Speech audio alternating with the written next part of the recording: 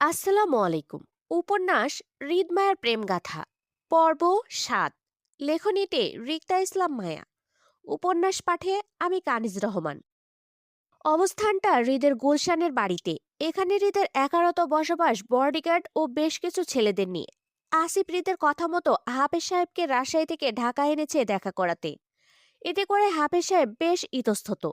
হৃদ খানের মতো লোক হঠাৎ ওনাকে কেন ডাকবি, এই ভেবে তিনি অনেকটা চিন্তিতও বটে। তবে আসিফকেও তিনি এই বিষয়ে জিজ্ঞাসা করেছিল ওনাকে কেন ডেকেছে হৃদ খান। উত্তরে আসিফ তেমন কিছুই বলেনি, শুধু জানিয়েছে ভাই আপনার সাথে কথা বলতে চাই এজন্য, ব্যাস। তারপর থেকেই উনি খানিকটা চিন্তিত। হঠাৎ ওনাকে কেন জরুরি তলব দিল হৃদ খানের মতো মানুষ? নিশ্চয়ই কিছু একটা হয়েছে।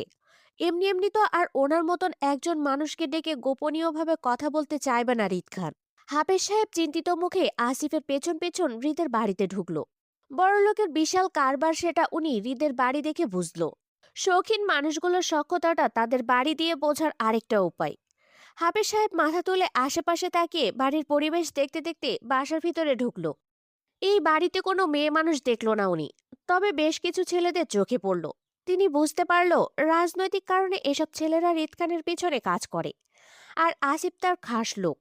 হাফেজ সাহেব আসিফের পিছন পিছন যেতে যেতে আবারও একবার বাড়ির আশেপাশে তাকিয়ে হৃদ খানের পরিবারকে খুঁজল, বিশেষ করে হৃদের বউকে। কারণ হৃদ খানের বিয়েটা তাদের বাড়ি থেকেই হয়েছিল, ওনার বাবা দিয়েছিলেন। এতদিনে নিশ্চয়ই হৃদ খানের সন্তান হয়ে গেছে। হওয়ার কথা, বিয়ে তো হয়েছে অনেক দিন হলো, প্রায় 2 বছরের কাছাকাছি। তিনি আশেপাশে থেকে দৃষ্টি সরিয়ে তাকালো আসিফের দিকে। আসিফকে পেছন ডেকে হৃদ খানের পরিবার বউয়ের কথা জিজ্ঞাসা করবে কিনা এই নিয়ে খানিকটা দ্বিধায় পড়ল। নেতাদের বউয়ের কথা জিজ্ঞাসা করলে যদি তারা রেগে যায়, এই ভয়ে চুপ হয়ে গেলেন তিনি। শুধু আসিফকে অনুসরণ করে ড্রয়িং রুম অব্দি গেল। সেখানেও বেশ কিছু ছেলেরা বসে আছে, হাতে পেপার কালেকশন নিয়ে, হয়তো কিছু তথ্য জোগাড় করছে তারা। আসিফকে দেখতে পেয়ে তারা সালাম দিল। আসিফ সালামের উত্তর দিয়ে তাদেরকে বাইরে যেতে বলে হাফেজ সাহেবকে একা ড্রয়িং রুমে বসিয়ে দিয়ে গেল সিঁড়ি ধরে দোতলা হৃদের রুমে। হালকা চাপানো দরজা ঠেলে রুমে প্রবেশ করতেই দেখলো হৃদ সোফায় বসে ল্যাপটপে কি যেন টাইপিং করছে, কানে ব্লুটুথ লাগিয়ে কথা বলতে বলতে। আসিফ রুমে প্রবেশ করে চুপচাপ গিয়ে একপাশে দাঁড়িয়ে রইল, যতক্ষণ না পর্যন্ত হৃদের ফোন আলাপ শেষ হচ্ছে ততক্ষণ। হৃদের ফোন আলাপ শেষ হতেই সুযোগ বুঝে আসিফ হৃদের দৃষ্টি আকর্ষণ করতে বলে উঠল, ভাই, হাফেজ সাহেবকে নিয়ে এসেছি, উনি নিচে বসা আছে। হৃদ কান থেকে সাদা ব্লুটুথটা খুলে টেবিলের উপর রাখতে রাখতে চোখ তুলে তীক্ষ্ণ দৃষ্টিতে তাকালো আসিফের দিকে। এক হাত এখনো তার ল্যাপটপের উপরেই। আসিফের কথার উত্তরে বলল, ওনাকে উপরে নিয়ে আয়। আসিফ বলল, ভাই, নিচে আউট মানুষ নাই, আমি সবাইকে বাগানে বসতে বলেছি, কথা বলতে সমস্যা হবে না। আসিফের কথার উত্তরে হৃদ তেমন কিছু বলল না, শুধু হাত দিয়ে ল্যাপটপের শাটার বন্ধ করতে করতে বলল, তুই যা, আমি আসছি। জি ভাই। আসিফ নিচে এসে হাফেজ সাহেবের সাথে গুটি কয়েক মিনিট অপেক্ষা করতেই হৃদ গম্ভীর মুখে নিচে নেমে আসলো। গায়ে ফর্মাল ড্রেস, কালো টি শার্ট, সাথে কালো ট্রাউজার, যেমনটা সে রোজ পরে থাকে তেমনই। হৃদ হাফেজ সাহেবের মুখোমুখি হতেই উঠে দাঁড়ান তিনি। হৃদকে সালাম দিতেই হৃদ সালামের উত্তর দিয়ে ওনাকে বসতে বলে সেও বসে যায়। দুজনে মুখোমুখি সোফায় বসা। আসিফ হৃদের পাশে দাঁড়ানো। থমথমে পরিবেশে হাফেজ সাহেব বেশ ইতস্তত করলো হৃদের সাথে কথা বলতে। হৃদ ওনার ভাবভঙ্গিমা বুঝে সোজা সাপটা বলতে শুরু করলো, ঘুরিয়ে ফিরিয়ে কথা না বলে সোজা পয়েন্টে আসি। আপনাকে বিশেষ প্রয়োজনে ডাকা হয়েছে এখানে। আপনি হয়তো ইতিমধ্যে জেনে গেছেন আমার লোক আপনার বাসায় কেন গিয়েছিল। হৃদ কথাটা বলে দৃষ্টি তুলে হাফেজ সাহেবের দিকে তাকাতেই তিনি হতবাক হয়ে মাথা নাড়িয়ে না বোঝান, এর মানে তিনি জানেন না। হৃদ খানিকটা কপাল কুঁচকে ওনার দিকে তাকিয়ে ঘাড় ঘুরিয়ে আসিফের দিকে তাকাতেই আসিফ দ্রুত বলে ওঠে, ভাই, উনি তো বাসায় ছিলেন না, রাজশাহী ছিল, হয়তো ওনার পরিবার আমার কথা জানায়নি। হৃদ বিরক্তি কপালের ভাঁজ আরো দৃঢ় হয় যখন হাফেজ সাহেব আসিফের কথায় সম্মতি জানায়। সে তার বউকে সিরিয়াস খুঁজছে, অথচ এখানে সবার ঢিলামি পছন্দ হচ্ছে না। হৃদ যে তার বউকে খোঁজা নিয়ে সিরিয়াস, সেটা কি কেউ বুঝতে পারছে না? নাকি হৃদের মধ্যে সিরিয়াসনেস ভাসে না এই বিষয়ে? হৃদের বিরক্তির রেশ কাটাতে সোজা সাপটা বলে ওঠে, আপনার হয়তো মনে আছে আপনার বাবা আমার বিয়ে আপনাদের বাড়িতে দিয়েছিল, কিন্তু কার সাথে দিয়েছিল সেটা জানতে চাই। সোজা সাপটা বলতে গেলে মেয়েটার পরিচয় বা খোঁজ চাই। হৃদের কথায় আকাশ থেকে পড়লো এমন অবস্থা হলো হাফেজ সাহেবের। তিনি হতবাক, হতবুদ্ধি হয়ে তাকিয়ে রইল হৃদের দিকে। মোট কথা এই মুহূর্তে তিনি হৃদের কথাগুলো হজম করতে পারছেন না। কারণ ওনাদের জানা মতে হৃদ খানের সাথে থাকা মেয়েটি হৃদের প্রেমিকা হবে বলেই ওনার বাবা কাজী মোল্লা সাহেব সেদিন রাতে তাদের বিয়ে দিয়েছিল। কিন্তু এখন বলছে মেয়েটিকে হৃদ খান চেনে না, তার পরিচয় হাফেজ সাহেবের কাছে চাইছে। এখন হাফেজ সাহেব সেই মেয়েকে পাবে কোথায় যার সাথে হৃদ খানের বিয়ে হয়েছিল? সেই মেয়েকে তো তিনিও চেনেন না। হৃদ খানের সাথে প্রথম এবং লাস্ট দেখেছিল তাও ঝড় তুফানের রাতে। এখন এই যদি হৃদ খানকে বলাতে রেগে যায় তো? হাফেজ সাহেব বিভ্রান্তিকর পরিস্থিতিতে পড়ে মৃদু ঘামতে লাগলো এসির নিচে বসেও। এই মুহূর্তে তিনি বুঝতে পারছেন সেদিন রাতে ওনার বাবা আসলে কি ভুলটাই না করেছিল অপরিচিত দুজন মানুষকে বিয়ে দিয়ে। ওনার বাবাই বা কি করতেন? তিনি একজন ধর্মপ্রার্থী মানুষ। অশ্লীল চলাফেরা ওনার পছন্দ না। তারপর আবার হৃদ খান ও সেই মেয়েটির অবস্থাও ছিল বিধ্বস্ত। ওনারা কেন সেদিন রাতে যে কেউ তাদের দেখলে এই ভুলটা করত? হাফেজ সাহেব অনেকটা অসহায় বোধ করে মুখ তুলে তাকালো হৃদের তীক্ষ্ণ দৃষ্টিতে। হৃদ উত্তরের আশায় ওনার দিকে তাকিয়ে আছে হালকা কপাল কুঁচকে। হাফেজ সাহেব হাঁসফাঁস করে বলল, আপনাকে নিয়ে সেদিন রাতে যে মেয়েটি এসেছিল আমাদের বাসায় সাহায্যের জন্য, তাকে আমি বা আমার পরিবারের অন্য কেউ কখনো দেখেনি বা চেনে না। আমার বাবা মেয়েটিকে আপনার প্রেমিকা ভেবে সেদিন রাতে বিয়েটা দিয়েছিল। তাই সেই মেয়েটির কোনো পরিচয় আমাদের কাছে নেই। হাফেজ সাহেবের সহজ সরল কথায় মেজাজ খারাপ হলো হৃদের। সে তিত্তির মেজাজে দাঁতে দাঁত চেপে পড়ল, ভাত খেয়ে বয়স বাড়িয়েছেন নাকি ঘাস চিবিয়ে? পরিচয় না নিয়েই দুজন অপরিচিত মানুষকে বিয়ে দিয়ে দিলেন, আর এখন বলছেন পরিচয় দিতে পারবেন না। মূর্খতার একটা লিমিট থাকে। হৃদের রাগের অসহায়ত্ব প্রকাশ করল হাফেজ সাহেব। তিনি এখন বুঝতে পারছেন সত্যিই সেদিন রাতে কতটা ভুল করেছিল দুজন অসহায় মানুষের হঠাৎ বিয়ে দিয়ে। অপরিচিত মেয়েটি অবশ্য বারবার কেঁদে কেঁদে ওনাকে বলেছিল যে হৃদ খানকে সে চিনে না, কিন্তু তিনি বিশ্বাস করেননি। অথচ আজ ভীষণ অপরাধবোধতায় ভুগছে। ওনার কাছে কাবিননামার কাগজটিও নিয়ে যে মেয়েটির তথ্য জোগাড় করে হৃদ খানকে দেবে তার বউকে খুঁজে বের করার জন্য। কারণ ভয়ঙ্কর আগুনে ওনার বাবা সহ সকল কাগজপত্র পুড়ে ছাই। নিঃস্ব তিনি। হাফেজ সাহেব অত্যন্ত অনুতপ্তের সাথে মাথা তুলে হৃদের দিকে তাকিয়ে অপরাধী গলায় বলতে চাইল, আসলে আমরা। হৃদ বাধা দিয়ে পুনরায় মেজাজ দেখিয়ে বলল, আসলে কি? কতটা মূর্খতার কাজ করেছেন আপনারা সেটা বলবেন? হৃদের চেহারার রং বদল হতে দেখে পাশ থেকে দ্রুততার সঙ্গে মুখ খুলল আসিফ। সে হাফেজ সাহেবকে সহজ প্রশ্ন করে বলল, আচ্ছা, বিগত দিনের মধ্যে ভাবি বা তার পরিবার থেকে কেউ এসেছিল আপনাদের বাড়িতে হৃদ ভাইয়ের খোঁজ করতে? হাফেজ সাহেব হৃদের থেকে দৃষ্টি ঘুরিয়ে তাকালো আসিফের দিকে। ধীরেস্থে মাথা নাড়িয়ে অসম্মতি জানিয়ে আসিফের প্রশ্নের উত্তরে বলল, না, আসেনি। ও আচ্ছা। এমনিতে ভাবির কোনো পরিচয় দিতে পারবেন বা বলতে পারবেন ভাবি দেখতে কেমন ছিল? তাহলে আমরা আর্টিস্ট ম্যান দিয়ে ভাবির একটা ছবি আঁকিয়ে রাখবো খোঁজার সুবিধার্থে। হাফেজ সাহেব এবার ভীষণ দ্বিধায় পড়ল। তিনি সত্যি সেদিন রাতে মেয়েটিকে এত লক্ষ্য করেনি। হুজুর মানুষ হয়ে আরেকজনের বউকে লক্ষ্য করাটাও পাপ। তাই তিনি যতটুকু দেখেছিল এখন সে চেহারাটা তেমন মনে নেই। ওই আদো আদো হালকা মনে আছে ছোট একটা মেয়ে ছিল, লাল হিজাব আর শাড়ি পরা। ডান চোখের ভিতর ছোট একটা তীর ছিল। মেয়েটি কাদার সময় লক্ষ্য করেছিল। ব্যাস এতটুকুই। আমি হুজুর মানুষ, তাই মেয়েটিকে তেমন লক্ষ্য করিনি। তবে যতটা দেখেছিলাম এতদিনে মেয়েটির চেহারাও ভুলে গেছি। শুধু মনে আছে অল্প বয়সী শাড়ি আর লাল হিজাব পরা একটি মেয়ে ছিল। দেখতেও মাশাল্লাহ। ডান চোখের মনির পাশে ছোট একটা তিল ছিল।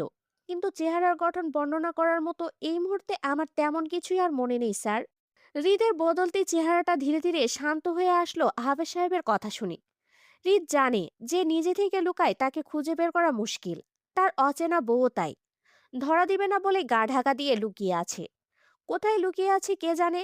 হৃদ মনস্তাত্ত্বিক বিষয়ে ভেবে গা ছেড়ে সোফায় মাথা ঠেকিয়ে বসলো। দায়সারা ভাব নিয়ে বলল, বুঝলেন হাফেজ সাহেব, অচেনা বউটা আজকাল আমার মাথা ব্যথা থেকে বুক ব্যথার কারণ হয়ে দাঁড়িয়েছে। তাকে যত খোঁজার চেষ্টা করছি সে ততই হারিয়ে যাচ্ছে। আসলে বিয়াদব বউয়ের পাল্লায় পড়েছি, বুঝতে পারছেন। বিয়েটা করেই সে গায়েব। এখন কি করি বলুন তো? অপরাধী হাফেজ সাহেব হতবুদ্ধি হয়ে তাকিয়ে রইল হৃদের দিকে। ওনার বলার বা করার মতো কিছুই নেই আপাতত।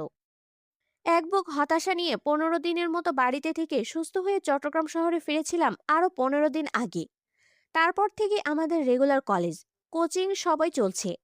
রোজকার রুটিন মাফিক পড়াশোনার কাজটাও চলছে। বলতে গেলে সময়ের কাজ নিজ গতিতেই চলছিল, কিন্তু থেমেছিল আমার বিষণ্ণ মনের অবস্থাটা। অচেনা এক স্বামীর জন্য যেন প্রতিনিয়ত একটু একটু করে ছটফট করে তাকে চেনার আশায়।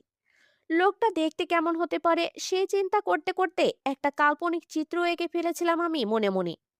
অচেনা স্বামীকে নিয়ে সারাক্ষণ চিন্তা করতে করতে লোকটার প্রতি কেমন যেন অদৃশ্য টান অনুভব করি আজকাল। বলতে গেলে আমার মনে ছোট একটা ঘর তৈরি হয়েছে লোকটার জন্য, যাকে খুঁজে পাওয়া আমার সাধ্যের বাইরে।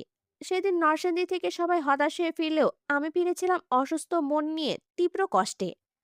অচেনা লোকটাকে খোঁজার শেষ আশাটুকু আর রইল না। বহু কষ্টে কাজী বাড়ির খোঁজ পেলেও আমার স্বামীর ঠিকানার খোঁজ পাওয়া যায়নি। খালি হাতে ফিরেছিলাম সবাই নরসিংদী থেকে। তবে আসার সময় হাফেজ সাহেবের ফোন নাম্বার নিয়ে এসেছিলাম ওনার ছেলে সুমনের থেকে। কারণ হাফেজ সাহেবের সাথে কথা বলে আমার স্বামীর পরিচয় জানবো তাই বলে।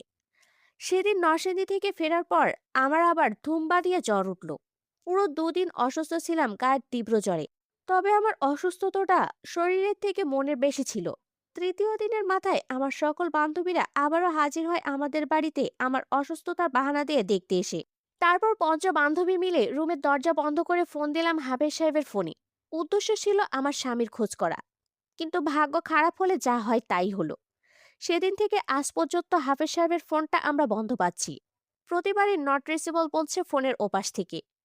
নরসিংদীর ঘটনার পর থেকে আজ প্রায় 15 দিন গেল। এই 15 দিনে না হলেও আমি কয়েকশো বার ফোন লাগিয়েছি হাফেজ সাহেবের ফোনে, কিন্তু প্রতিবারই একই কথা, নট রিচেবল। এই যে এখনো তাই বলছে। বুক ভারী তীব্র কষ্টে আমার মাঝে মধ্যে হাউমাউ করে কাঁদতে ইচ্ছা করে। এমনটা কেন করে তাও বুঝি না আমি। এমন না যে স্বামীকে আমার খুব প্রয়োজন বা তাকে আমি ভালোবাসি, এমন কিছুই না। তারপরে লোকটাকে খুঁজে না পাওয়ার আকাঙ্ক্ষা থেকেই আমার কষ্টটা হয়। মানুষ বলে না, যে জিনিস কষ্ট করে অর্জন করতে হয় তার কদর থাকে দীর্ঘদিন, চিরস্থায়ী। আমার ক্ষেত্রেও তাই। লোকটাকে খোঁজার তীব্র আকাঙ্ক্ষা ও না পাওয়ার কষ্টটা ধীরে ধীরে তাকে আমার অস্তিত্বের সাথে বিচরণ করাচ্ছে। সে কেমন হবে জানি না। হয়তো জুয়ের কথা মতো নেশাখোর খারাপ লোকও হতে পারে। তবে দিন যত যাচ্ছে তাকে না দেখে ততই যেন আরো বেশি মিস করছি। আমার এমনটা হচ্ছে তাকে খুঁজে পাওয়ার আকাঙ্ক্ষা থেকে। দীর্ঘ শ্বাস ফেলে হাতের মুঠোয় চেপে ধরা ফোনটিতে আরো একবার ডায়াল করলাম হাফেজ সাহেবের নাম্বারে। বরাবরের মতোই ফোনের ওপাশের মহিলাটি একই কথা বলতে বুক চিরে দীর্ঘশ্বাস বেরিয়ে এলো আমার কষ্টে। জুই আয়নার সম্মুখে থেকে নিজের হিজাব মাথায় বাঁধতে বাঁধতে চোখ উঠিয়ে আয়নার দিকে আমার দিকে তাকাতে দুজনের চোখাচোখি হয়ে গেল। জুই আমার বিষণ্ণ চেহারাটা দেখে মনের অবস্থা বুঝতে পেরে আয়নার দিকে তাকিয়ে পড়ল। ফোন যাচ্ছে না হাফেজ সাহেবের নাম্বারে। না। ও। জুই পুনরায় আমাকে আর কিছুই জিজ্ঞাসা করলো না, বরং নিজের হিজাব বাঁধায় মনোযোগী হলো। কারণ এখানে বলার মতো কিছুই নেই। হাফেজ সাহেবকে রোজই কল দেয়া হয়। জুই রোজ একবার করে হাফেজ সাহেবকে কল করলেও আমি লুকিয়ে 100 বারের উপরের দিই। জুই নিজের কাজে মনোযোগী হলো আর আমি কল করাতে মনোযোগ হলাম। কারণ আর কিছুক্ষণ পরে আমি আর জুই আরিফ ভাইয়ার সাথে চট্টগ্রামের বিশেষ মেজবান খেতে যাব ভাইয়ার এক বড় ভাইয়ের বাসায়। আমাদের কোচিং সেন্টারের সকল স্যাররাও যাচ্ছে সেই বড় ভাইয়ের বাসায়। তবে আরিফ ভাইয়া আমাকে আর জুইকে সঙ্গে করে নিয়ে যাচ্ছে, কারণ আরিফ ভাইয়ার সেই বড় ভাইয়ের পরিবার থেকে নাকি আমাদের দুজনকেও নিয়ে যাওয়ার দাওয়াত এসেছে। আমি জানি না আরিফ ভাইয়ার বড় ভাই কি, আর না জানতে চাই। তবে আমি যতটা আরিফ ভাইয়াকে জানি, ভাইয়া কখনো তার ফ্রেন্ডের বাসায় বোনদের নিয়ে যাওয়াটা পছন্দ করে না। বন্ধুদের আলাদা রাখে বোনদের কাছ থেকে। আরিফ ভাইয়ার সকল বন্ধুত্ব হয় বাসার বাহিরে, আমাদের সামনে নয়। কিন্তু এবার কেন আরিফ ভাইয়া তার বড় ভাইয়ের পরিবারের কথায় আমাদের নিয়ে যাচ্ছেন তাও জানি না। মাথায় এমনিতেই স্বামীর চিন্তা লেগে আছে, সেখানে নতুন চিন্তা ঢুকাতে চায় না বলে দীর্ঘশ্বাস ফেলে আবারও হাফেজ সাহেবের নাম্বারে কল লাগিয়ে জুইকে উদ্দেশ্য করে বললাম, আচ্ছা জুই, তোর কি মনে হয় সুমন নামক ছেলেটা ওর বাবার নাম্বার আমাদের ভুল দিবে? আমার কথায় জুই হিজাবের ভিতর পিন সেট করতে করতে আয়না দিয়ে তাকিয়ে বলল, মনে হয় না ছেলেটি এমন কাজ করবে। প্রথমত ছেলেটা সত্যি সত্যি আমাদের হেল্প করতে চাচ্ছিল। এজন্য দেখলি না সে নিজেই তার বাবার নাম্বার দিয়েছে আমাদের। তাহলে ওর বাবার নাম্বারটা বন্ধ কেন বলছে? কল যাচ্ছে না কেন? আমার অসন্তুষ্টি কথায় হাত থেমে যায় জুইয়ের। কপাল কুঁচকে ঘাড় ঘুরিয়ে সরাসরি তাকালো আমার দিকে সন্দেহভাজক দৃষ্টিতে। তুই কি কোনো কারণে তোর অচেনা স্বামীর জন্য অস্থির হচ্ছিস ঋতু? মিস করছিস লোকটাকে? জুয়ের প্রশ্নে খানিকটা হাঁসফাঁস করলাম আমি। সত্যি বলতে আমার কাছে এই প্রশ্নের উত্তর নেই আপাতত। লোকটাকে মিস করছি এটা সত্য, তবে জুইকে বললে ও রেগে যাবে, এজন্য মিথ্যা বললাম। না। আমার কথা জুয়ের বিশ্বাস হলো। তাই দ্বিতীয়বার আর প্রশ্ন করল না, বরং প্রসঙ্গ পাল্টিয়ে জিজ্ঞাসা করে বলল, যেভাবে আছিস সেভাবেই যাবি নাকি হিসাব করবি? হাতের ফোনটা বিছানায় রাখতে রাখতে বললাম, হিসাব করব। এদিকে আয়, আমি করে দিচ্ছি। চট্টগ্রামের মেজবান নাকি স্পেশাল হয়। সত্যি আজ নিজের চোখে দেখলাম। আমার জীবনেই প্রথম ছিল চট্টগ্রামের কোনো মেজবানে আসা, তাও চট্টগ্রাম আসনের মন্ত্রীর বাসায়। উফ, বুঝতে পারছেন আমি কোথায় এসে পড়েছি? আহ, ঘুরে ফিরে আমি রিদ খানের দাদার বাড়ি চলে আসলাম। আমি কল্পনাতেও ভাবিনি আরিফ ভাইয়া আমাদের রিদ খানের বাপ দাদার বাড়িতে নিয়ে আসবে মেজবান খেতে। যদি জানতাম তাহলে আমি কখনোই আসতাম না, একদম নিষেধ করে দিতাম যাব না বলে। কিন্তু ফাটা কপাল আমার, এখানে এসেও প্রথমে বুঝিনি এটা যে রিদ খানের বাবার বাড়ি। বুঝেছি কখন জানেন? যখন রিদ খানের বাপ দাদাদের দেখলাম তখন ভেবেছিলাম হয়তো আমাদের মতো ওনারাও এখানে ইনভাইট ছিল। কিন্তু পরে যখন দেখলাম এই অনুষ্ঠানের সকল মানুষজনই আগে ওনাদের সাথে দেখা করে ভিতরে যাচ্ছে আর বাহিরে আসছে, তখনই সন্দেহ হলো। কিন্তু পরে যখন দেখলাম আরিফ ভাইয়া আমাদের নিয়ে আগে আসিফ নামক লোকটার সাথে দেখা করলো, তখনই মাথায় আকাশ ভাঙলো আমার। বুঝতে পারলাম আসিফ নামক রিদ খানের বডিগার্ড লোকটাই আমাদের ইনভাইট করেছিল এখানে আসতে, এবং এখানে আসার পর আরিফ ভাইয়াকে বলল আমাদের নিয়ে ভিতরে যে বসতে। ইস, কি বিভ্রান্তিকর অবস্থা! যে রিদ খান আমাকে 1 মাস আগে অপমান করে শাসিয়েছিল তার সামনে না পড়তে। ভাগ্যের ফেরে আজ আমি সেই রিদ খানের বাড়িতে এসে বসে আছি। না জানি আবার কখন এই লোকটার সামনে পড়ে যাই। আসিফ যখন এই অনুষ্ঠানে আছে তার মানে রিদ খানও আমার আশেপাশে কোথাও আছে। এবার আল্লাহ আল্লাহ করে ওনার সামনে না পড়লেই বাঁচি। ভরপুর মানুষের মধ্যে আমি আশেপাশে তাকিয়ে রিদ খানকে খোঁজার চেষ্টা করলাম, অস্বস্তিতে পড়ি। এই মুহূর্তে ওনার সামনে পড়লে খুবই বাজে পরিস্থিতি তৈরি হবে আমার জন্য। যে লোকটা আমাকে অপমানিত করেছিল আজ তার বাসায় খেতে হবে জেনে সেটা অবশ্যই আমার জন্য লজ্জাজনক। আমি পরিস্থিতি বুঝে আশেপাশে তাকিয়ে বুঝলাম এত মানুষজনের ভিড়ে আমাকে খুঁজে পাওয়া রিদ খানের জন্য অসম্ভব। চট্টগ্রামের টাকা পয়সাওয়ালা মানুষজনের অনুষ্ঠানে আসলে এই একটা সুবিধা, তারা ব্যাপক সমারোহ মানুষের আয়োজন করে। এত মানুষের ভিড়ে নির্দিষ্ট একটা মানুষকে খোঁজা মুশকিল। এজন্য আমিও খানিকটা নিশ্চিত হলাম রিদ খান আমাকে এই ভরপুর 1-2 হাজার মানুষের ভিড়ে দেখবে না বলে। তারপরও নিজের সেফটির জন্য মুখে মাস্ক লাগিয়ে নিলাম। বলা তো আর যায় না, যদি রিদ খানের সামনে পড়ে যায় তো। এখানকার অনুষ্ঠানে এসে বুঝলাম আমার কোচিং সেন্টারের স্যাররা শুধু একা আসেননি। আমাদের কলেজের প্রিন্সিপাল স্যার থেকে শুরু করে সকল ডিপার্টমেন্টের স্যার ম্যামরাই এসেছেন, সাথে কিছু সিনিয়র ছাত্রছাত্রীদের নিয়ে। আচ্ছা যাই হোক, আমি জুয়ের সাথে রিদ খানের বাড়ির এক পাশের পুকুর ঘাটে দাঁড়িয়ে রইলাম, কারণ এই পাশটায় মেয়েদের জন্য বসার জায়গা করা আছে তাই। আর বাড়ির অন্য পাশটায় ছেলেদের আসা যাওয়ার রাস্তা। আরিফ ভাইও সেদিকে আছে কোচিংয়ের স্যারদের সাথে দাঁড়িয়ে। আর আমাকে চিঠি দেওয়া রিফাত ভাইকে দেখলাম আরিফ ভাইয়ের সাথে দাঁড়িয়ে কথা বলছে। মোট কথা কেউ বাদ যায়নি এই মেজবানে আসা থেকে। হয়তো সবাইকে দাওয়াত করেছেন ওনারা, কিন্তু আমাদের কেন আসিফ ভাই নামক লোকটা দাওয়াত করলো? আমাদেরকে তো আসিফ লোকটা তেমন চিনিও না, কখনো কথা হয়নি আমাদের। তারপরও আমাদের কিসের ভিত্তিতে দাওয়াত করলো সেটাই বুঝলাম না এখনো। আমার ভাবনার মাঝে হঠাৎ একটা মোটা তাজা ছেলে এগিয়ে আসলো আমাদের দিকে।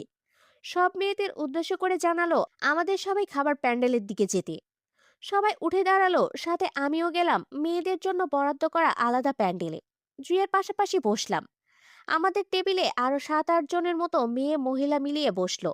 একের পর এক ওয়েটার এসে আমাদের টেবিল ভর্তি খাবার দিয়ে যাচ্ছে। প্লেট নিয়ে সবাই খেতেও শুরু করে দিয়েছে। অথচ আমি না মাস্ক খুলছি আর না খাওয়া শুরু করছি, শুধু ঘাপটি মেরে বসে রইলাম চেয়ারে। তার কারণ একটাই, রিদ খানের বাসায় কিছু খাবো না আমি। লোকটা আমাকে আগেরবার অপমানিত করেছিল সেজন্য।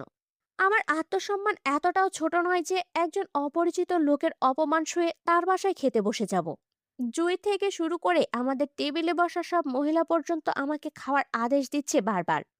ওয়েটার ভাইগুলো বারবার এসে আমার প্লেটে খাবার তুলে দিচ্ছে আর বিনয়ের সহিত বলছে খাওয়ার জন্য। আমি বরাবরই সবাইকে বলছি খাবো না, শরীর খারাপ লাগছে। আর জুইকে বাহানা দিলাম পেট খারাপের কথা বলে। টেবিলে বসা সবাই খেলো আমাকে ছাড়া। একটা সময় জুয়ের খাওয়া শেষ হতেই ওকে নিয়ে বের হলাম প্যান্ডেলের ভিতর থেকে। আরিফ ভাইকে দেখলাম আশেপাশে কোথাও নেই। বুঝলাম ওরা বোধহয় খাওয়ার প্যান্ডেলে আছে। আমি আর মাথা ঘামালাম না, জুইকে নিয়ে সেই পুকুর ঘাটে বসলাম। আশ্চর্যজনকভাবে আমি রিদ খানকে দেখলাম না আশেপাশে কোথাও। লোকটা কি আজ নিজের বাড়িতে আসেনি নাকি? অবশ্য যে তেরা মানুষ, না আসাটাও অস্বাভাবিক কিছু না। এদিকে ক্ষুধায় সত্যি সত্যি পেট শব্দ করে গুড়গুড় করছে আমার। সেই সাথে ফ্রিতে মাথাও ঘোরাচ্ছে গরমে। আমার বেশিক্ষণ ক্ষুধা সহ্য হয় না বলে মাথা ব্যথা উঠে যায়। আমার অবস্থা যখন নাজেহাল, তখনই হুট করে কোথা থেকে রিফাত ভাইয়া এসে বসলো আমাদের পাশে, বেশ হাসি মুখে। ওনার হাতে ছিল একটা ঠান্ডা পানির বোতল। আমি প্রথমে রিফাত ভাইয়ের সাথে কথা বলতে চাইনি, কিন্তু পানির বোতলটা দেখে আর কথা না বলে থাকতে পারলাম না। পানির তৃষ্ণাটা পেয়েছিল অনেক আগেই। তাই রিফাত ভাইয়ের থেকে পানির বোতলটা চেয়ে নিয়ে মাস্ক খুলে ঢকঢক করে কয়েক ঢোক গিলে গলা ভিজিয়ে নিলাম। এবার পেটে ক্ষুধা সাময়িক সময়ের জন্য কিছুটা নিবারণ হলো। আবারও ক্ষুধা লাগলে পানিটা খেতে পারবো বলে রিফাত ভাইকে আর বোতলটা ফিরিয়ে না দিয়ে নিজের কাছে রেখে দিলাম। রিফাত ভাইয়া আমাদের সাথে বেশ কিছুক্ষণ আড্ডা দিতেই সে হঠাৎ পান খাওয়ার অফার করলো আমাদের। খালি পেটে আমি পান খেতে রাজি হলাম না। তারপর আবার মনে মনে জেদ কাজ করছিল রিদ খানের বাসায় কিছু খাবো না বলে। তাই আমি পান খেতে রাজি না হলেও জুই রিফাত ভাইয়ের কথায় রাজি হলো পান খেতে। মূলত এই অনুষ্ঠানে মিষ্টি পানের আয়োজন করা হয়েছে। জুইকে নিয়ে রিফাত ভাই সেদিকেই গেল, আর যাওয়ার সময় আমাকে বলে গেল এখানে থেকে অন্য কোথাও না যেতে, ওরা দ্রুত চলে আসবে। আমি মাথা নাড়িয়ে সম্মতি দিলাম ওদের। ওরা চলে গেল। আমি একা একাই বসে রইলাম পুকুর ঘাটে বেশ কিছুক্ষণ। কি ম্যাডাম, সারা জীবনই কি আপনার পেট খারাপ থাকে নাকি? পরিচিত কণ্ঠের কথা শুনে চমকে উপরের দিকে তাকাতেই দেখতে পেলাম হৃদ খানকে। দ্রুততার সঙ্গে আমি বসা থেকে উঠে দাঁড়িয়ে ওনার দিকে চোখ রাখতেই দেখলাম উনি পিওর সাদা পাঞ্জাবি পায়জামা পরে দাঁড়িয়ে আমার সামনে। পাঞ্জাবির হাতা দুটো টেনে ভাঁজ করা কোণে অবধি। বাম হাতে ঘড়ি, দু হাতে বড় বড় পশমগুলো ঘামে ভিজে লেপ্টে আছে হাতের ভাঁজে। আমি ওনার অনাকাঙ্ক্ষিত উপস্থিতিতে প্রথম ভড়কে গেল, এবার বেশ ইতস্তত বোধ করলাম। যখন উনি আমার পেট খারাপ হওয়া নিয়ে কথা বলছে তখন লজ্জায় মাথাটা আমার নুয়ে আসলো। তবে আশ্চর্যের বিষয় হলো এই লোকটা কিভাবে জানলো আমার পেট খারাপের কথাটা? এটা তো জানার কথা না, কারণ আমি জুইকে ছাড়া অন্য কাউকে বলিনি এই কথাটা। তাহলে জুই নিশ্চয়ই আমার কথাটা এই লোককে বলতে যাবে না। তাহলে এই লোক জানলো কিভাবে? আমার অন্যমনস্কর মধ্যে দিয়েই হঠাৎ অনুভব করলাম হৃদ খান আমার পায়ের কাছে নুয়ে হাত দিচ্ছে। আমি চমকে উঠে দ্রুত এক কদম পিছিয়ে যেতেই বুঝলাম উনি আসলে নুয়ে আমার পায়ের কাছে থেকে রিফাত ভাইয়ের পানির বোতলটা হাতে নিচ্ছে। বোতলটা হাতে নিয়ে সোজা হয়ে দাঁড়িয়ে তীক্ষ্ণ দৃষ্টিতে তাকালো অর্ধেক খাওয়া পানির বোতলটার দিকে। আমাকে উদ্দেশ্য করে বলল, কি ম্যাডাম, শুক্রিয়া আদায় করেছিলেন আপনি, আমার পরিচিত নন এজন্য? হুম। লোকটার কথা এবার আমি চোখ তুলে তাকাই। লোকটা আগেও একবার বলেছিল ওনার পরিচিত নয় বলে আল্লাহর কাছে শুক্রিয়া আদায় করতে। কিন্তু কেন? আমরা পরিচিত হলে কি এমন হতো? এজন্য পাল্টা প্রশ্নে হৃদ খানকে বললাম, না করিনি। কিন্তু এজন্য শুক্রিয়া আদায় করার কি আছে? উনি বোতল থেকে দৃষ্টি সরিয়ে তাকালো আমার দিকে। বাম হাতে বোতলটা চেপে ডান হাত চালান করলো ওনার পুরুষালী চুলের মাঝে। দৃষ্টিতে তীক্ষ্ণতা বজায় রেখে সোজা সাপটা উত্তরে বলল, এই যে আপনি ভালো আছেন, প্রেমিকের সঙ্গে বসে আড্ডা দিতে পারছেন, তার পানি পান করতে পারছেন বিনা বাধায়, এজন্য অন্তত আপনার শুক্রিয়া আদায় করা দরকার। কারণ আপনি আমার কেউ হলে এতক্ষণে আপনার প্রেমিকের হাত আর আপনার মুখের নকশা দুটোই মানচিত্র হয়ে যেত। কথাগুলো শেষ করে ঢিল মেরে বোতলটা পুকুরের পানিতে ফেলে দিল উনি। আর আমার লোকটার শান্ত কণ্ঠের হুমকিতে গা শীতল হয়ে আসলো। আজব লোকের পাল্লায় পড়েছি তো। সব সময় আমাকে এমন গুন্ডামি করে হুমকি দেয় কেন? হুম। এর সাথে কিসের এত শত্রুতা আমার?